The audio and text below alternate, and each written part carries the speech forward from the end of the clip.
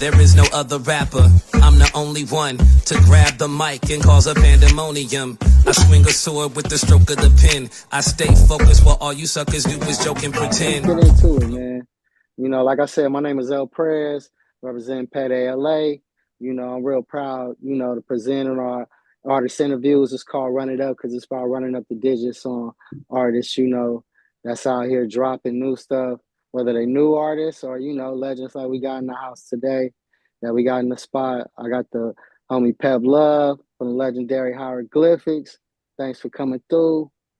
You know, and I got the homie Nef in the building too from the Soul Dojo.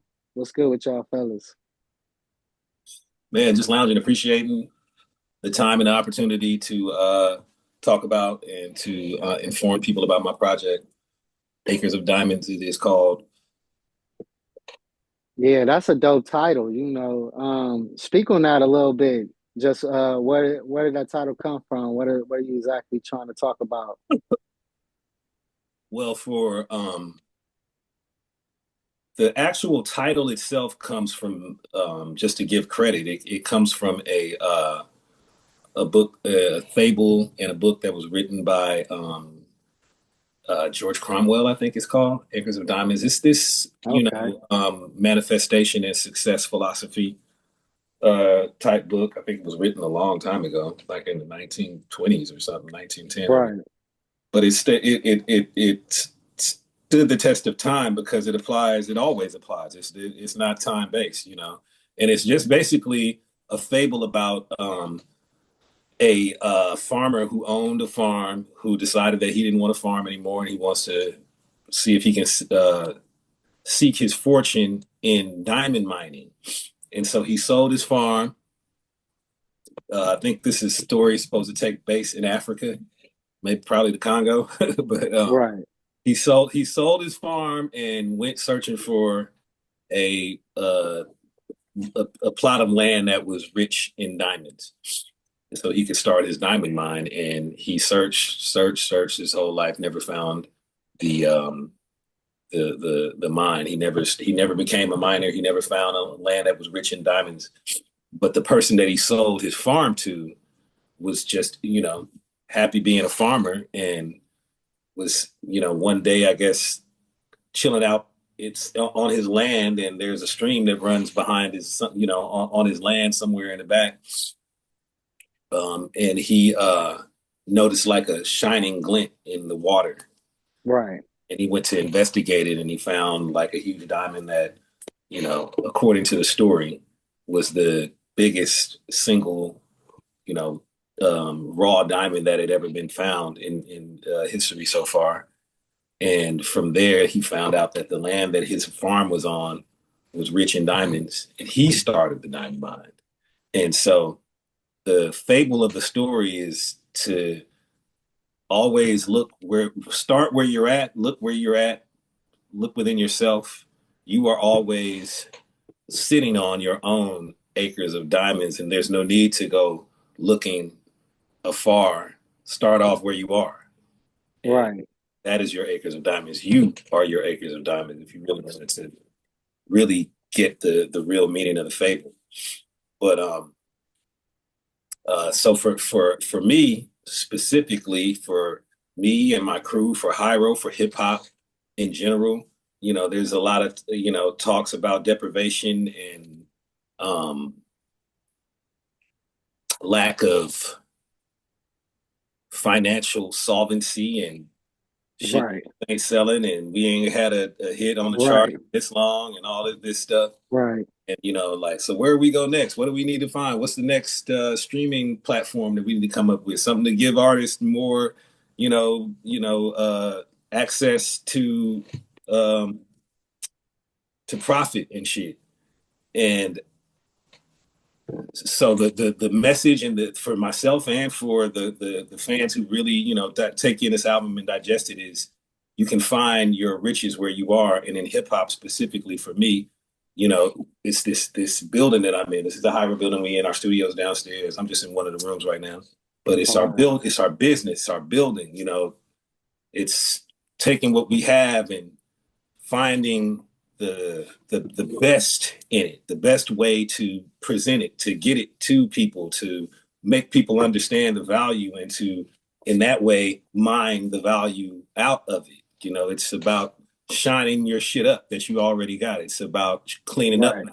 It's about that general kind of concept. And in that, there's different ways to that you know I feel like we can approach um, both the creation of the music and the marketing, how we sell and promote this music, and what you know how we present it, the format in which that we, the medium in which that we sell it and get it to people uh, in. And so it's bigger than the album itself. It's actually the promotion of the album, how we selling the album, what you know, Right.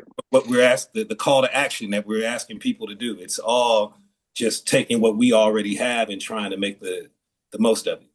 Yeah, speak on that a little bit too. How you guys are saying you're gonna forego, where you yourself is gonna forego the streaming and DSPs and go straight direct to consumer. Y'all got to hit the site and grab physicals only, right? Yes, yes. Are you even doing digital download, or are you going just straight physical? No, we're not even doing digital download. Not at least yet. I mean, I had to to make my album available on Bandcamp. I had to say that the album is selling Right. digitally, but they can choose to buy the album digitally, Yeah. or they can and wait till it comes out for the price that we are selling it at. Because we Right. selling that for more than we selling anything else. You know, if you really, Right. really, really need digital, you're gonna have to really Right. and Right. buy it. You know what I'm saying? But the album on vinyl is the thing that we are. This vinyl and cassette is the thing that we're actually selling. But you get that from our website. You don't even got to go to my Bandcamp page. You go straight to shophiero.com and buy it directly. Yeah. Definitely go. And I mean that's kind of the ethos that you guys are kind of the pioneers on that. And I honestly wish that you guys got more recognition when they talk about independence and rap and all of the labels and stuff. When you guys are really, like, for facts, one of the pioneers of going hard with independence and with the internet. So this Yeah, is all kind it's of all a about that's continuing that tradition. Acres of Diamonds is about being an indie artist that is just find a way to make it work. right in your backyard, right? Yeah. You know, talk a little about some of the tracks on there, man. I want to say she sent me you guys sent me a couple of the tracks. You got one with Opio. Want to say Generousness, or Generousness, yes, yes, yes. yeah, that one was fire, man. That one was crazy. Sure. Talk a little bit about that. Just a little bit behind the production and about the chemistry between you guys, especially after this long. It's got to be like 30 plus, right? 25, Yeah, 30 yeah, years plus. was that was just natural.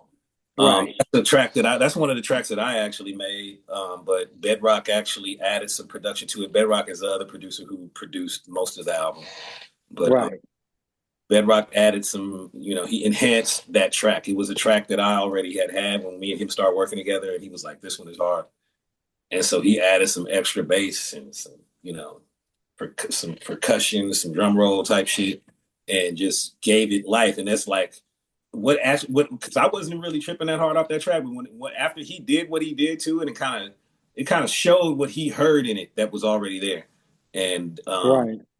it was a full song, and we got Opio to get on it because it was like Opio's voice. This would fit perfectly, but yeah, that was a song that I had already made, just vibing in the lab like I am here right now to myself. Yeah, It fit into the album well. yeah. It's a real hypnotic beat. Like it catches real quick in the way you guys both flow in there. It just fits. Yeah, somebody, Um, because that's the song that we using to promote the album. We got like a little video that we got out and everything, and somebody put a oh, comment. bet.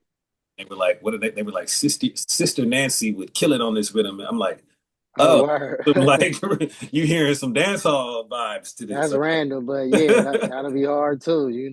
But totally. yeah, somebody can mash that up. You know how the DJs and stuff be doing this day with the Seratos and all, Serato stems and stuff. But That's Well, fire, man. the cassette actually has all the instrumentals on the B side.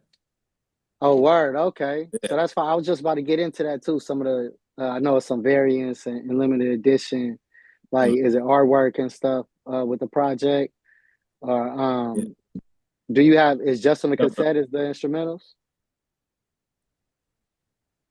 The vinyl does not have the instrumentals. The Okay. cassette has the album playing as an instrument album on the B side. So the whole album on the A side, and then on the B side, it has the full album as well in instrumental form. Right, right. That's fire, man. I think more people need to get back to that and stuff and really pushing the line on the physical product and stuff like that Yeah, because it gives an attachment that's missing these days, you know, that the streaming doesn't provide. You feel the trust me, same way? Or they are about to, because right, we trendsetters, we pioneers. You know, this is like, I'm happy to be at the beginning of the wave, but this is a wave. This ain't just me. There's already been artists doing it before me, and right. this is like a new format. This is like a huge part of the approach for this album is for it to introduce a new way that how we come in. We come in this how we come in right now, you know. Really in group situations. Not so much about being in your ear pods or Bluetooth speakering at your crib. Like, if you don't want to buy the album and pay the price because it's not a normal price, it's like you buying like a print of art or something. You know what I'm Yeah, saying? you're going like the Mag Hami, Griselda, a lot of underground cats Exactly. these days put more value onto the record. Right, Exactly. But with the direction and with the direct intent and target to try to get my music more to people who have like a professional interest in music. You know, like, I want my right, music. I want the people who go to hi-fi vinyl bars to be able to right, hear my album when they walk in, right. even if they didn't buy it themselves. And then once they leave, they can't just be like, I want to play the song on my phone. No, you got to go back to the vinyl bar to hear, Right. or you got to buy it if it's still available. So it's like more so hurry up and buy it, because if you don't buy the album and it's sold out by the time you really jump on the wave, the only place you'll be able to hear the album is at the At the vinyl bar. spot. Yeah, yeah. I think those in-person experiences are important. You think that all relates to you, you know, you guys have Hiero Day and things like that also. And I guess some things that you are planning or want to do with the release of this, like a listening sessions or in Exactly. person, you know, playing the vinyl and Yeah, like stuff. listening sessions in the environment that I want people to hear my music in. Like Right. high vinyl bars, people that, like, businesses that kind of thrive on music and vinyl as part of their business model. Right, right. I think that's, you know, people got to, you know, really feel the music these days and place the value on it. So I appreciate that. A little bit more about a couple more of the tracks, like Inevitable, which is a really dope track. Inevitable. That's the track that Neff produced right there. Yeah, yeah. Speak on that a little bit, Neff, about Inevitable, because Pep was going in on that one, man. Yeah, he was. I would say, just generally speaking, those sessions were way different. We recorded it all at Zoo Labs in Oakland. I don't think they exist anymore, but they were there at the time. And those sessions, it's just interesting seeing how the conversations we have in the lab translate into the music, and it translates into the things that he talks about in the music. And yeah, just a lot of conversations, joking around, Mm-hmm. things, you know, studio shenanigans. And I think this album is special because, at least to me, because I was there, being able to witness all the shenanigans, high moments, low moments. And see how they make the album and stuff, That, right? yeah, yeah. And so our track in particular, you know, it's special to me. I made it. I think I made it. Might have made it on the spot, or I might have made it at the HQ. No, you didn't make it on the spot. I already recorded to that track. Oh, we already had that one, right? I recorded my vocals. This is an interesting thing about that song. I recorded my vocals here in the studio downstairs, and Neff tends to put like intros on his beats that um, the drums come in before the one or something. I don't know. It's something like Right, that. right. I started my verse, and I feel like it was the second verse too. So you did it somehow you did it in between the two verses. But I started my second verse like way on some whole other halfway in the bar type shit. Yeah, And we got to Zoo Labs and started recording. And I was like, wait a minute. First of all, since we're here now, I'm gonna re-record my vocals. Period. Just even on the first verse.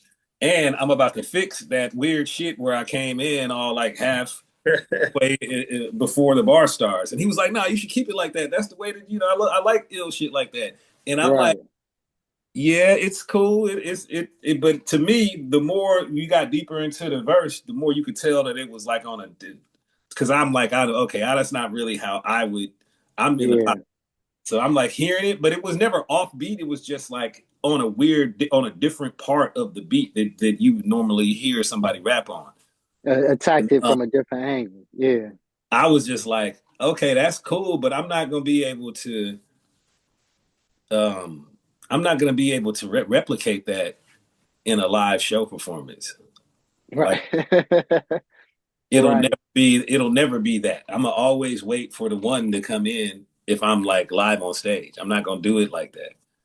And because that just kind of speaks to what we was talking about earlier, like getting used to performing live and having that be like, I don't know, even something that you make a, what is it called, a priority of when you even creating your music. You know what I'm saying? Like I'm thinking about how this is gonna come off when I'm on stage.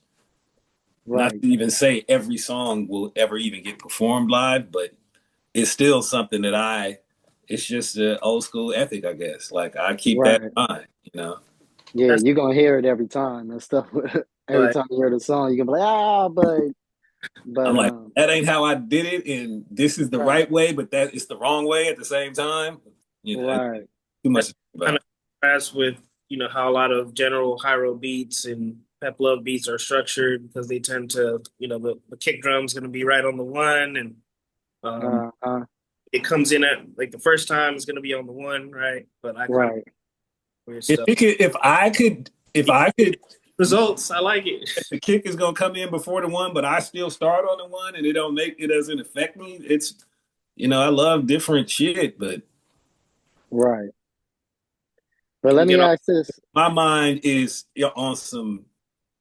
It's time to perform this song, and that's to me that's the ultimate that's the end game. Like the song that we did in the studio is now me in front of an audience, and everybody is going bananas because they loving the show. You know what I'm saying? That's Right, just that's the school of rap that I come from. You know, right. Yeah, they're gonna hear it that one way all the time. But let me ask, what's your weapon of choice, Neff? What you be on the SP, Ableton, uh, Ableton?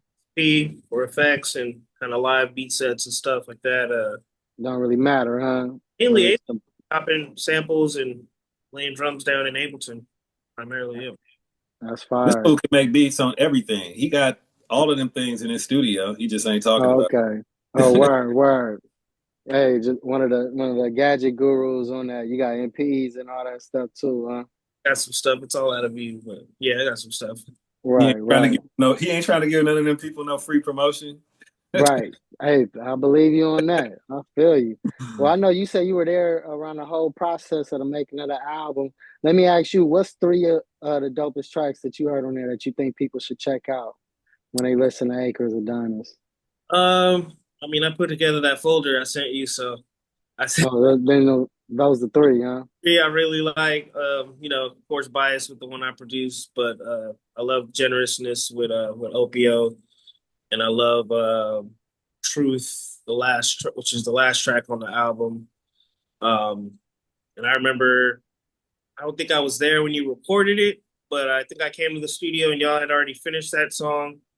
And I was like, okay, this is definitely, I think everyone was quiet, just played it. And it was, I felt the impact, like the Yeah, vibe. because it's a whole story around that one, right? There's a whole story on that track. Can you speak a little bit more on that, Pep? You know, On what, the story? I mean, not even the story, just, the theme of it. Why'd you choose to, approach the beat that way? Was that something that you was a topic or something you were trying to talk about?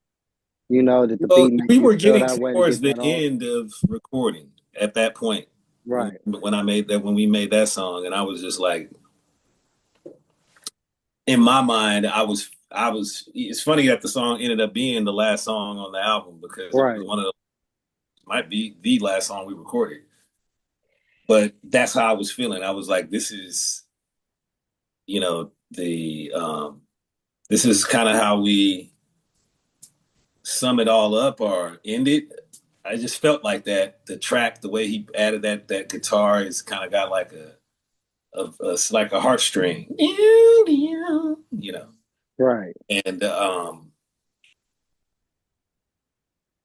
think it was a great way to bookend the album. true. I don't know, for some reason that whole the truth thing came into my head as before I even wrote a single lyric. That hook was already, that's what it was based on, and Right. I just felt like that was that concept of the truth, coming to the truth, understanding the truth, being the truth, is a very ultimate goal type concept. Mm-hmm.